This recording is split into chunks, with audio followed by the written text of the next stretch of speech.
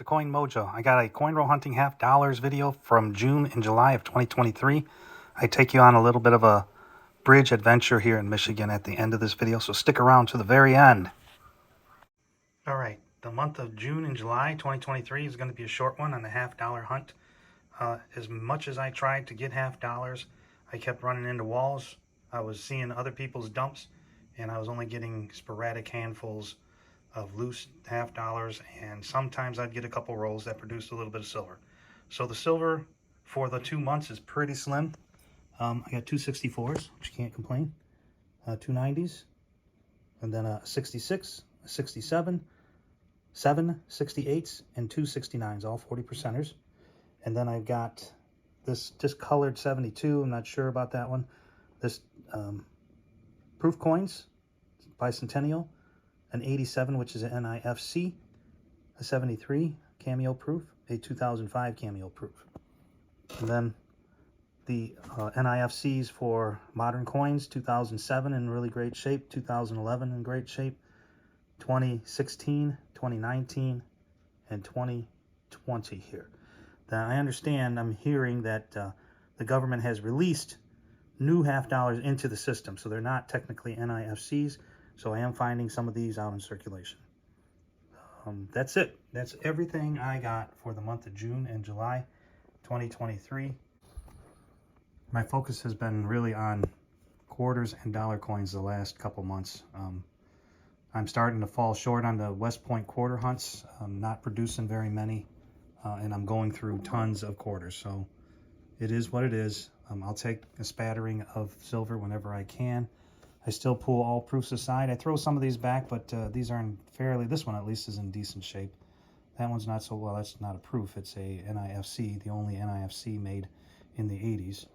And this bicentennial proof has been around the block a few times. This one, I don't know if it's just paint or whatever it is. I don't know if it's a planchet area. I'll have to look at that one a little bit closer. But yep, not very productive in the $50 department, but you know, I made up for it in the quarters and dollars. So thanks for tuning in. I almost forgot. I did pull this commemorative Blue Water Bridge in Port Huron, Michigan, which crosses between Sarnia in Canada and Port Huron in Michigan. Kind of's got the cameo appeal to it. I imagine the Blue Water Bridge was either commissioned in 1938 or completed in 1938. All right, so this coin kind of spurred on some thoughts about, well, when did all this happen? And so I did a little research. The bridge crossings over the Great Lakes region only take place in Port Huron, Detroit, and then in Niagara Falls. So as we zoom in on Detroit, we see the Ambassador Bridge, and then there's also a tunnel under the Detroit River. And that bridge was completed in 1929. It is responsible for 150,000 jobs and $13 billion in commerce between the U.S. and Canada. It was appropriately named the Ambassador Bridge to signify the importance of commerce between the two nations, the United States and Canada. Estimated that 14,000 vehicles cross the bridge daily between Detroit and Canada. That's 10,000 trucks and 4,000 passenger vehicles. It is not unusual for people to commute between Windsor and Detroit.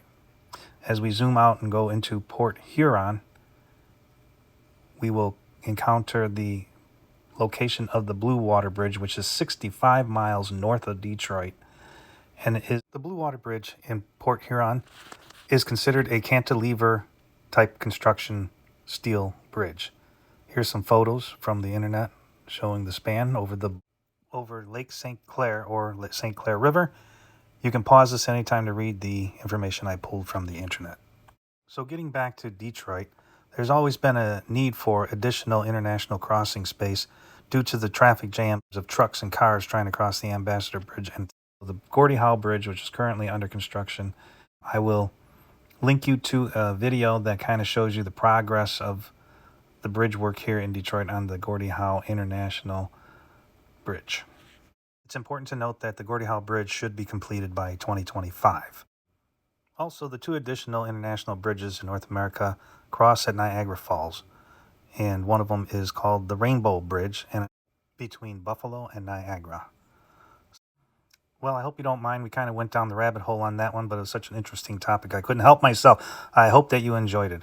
Hey, check out my partner listings on eBay, JDK Collectibles, where most of the coins that I find are listed there to be sold.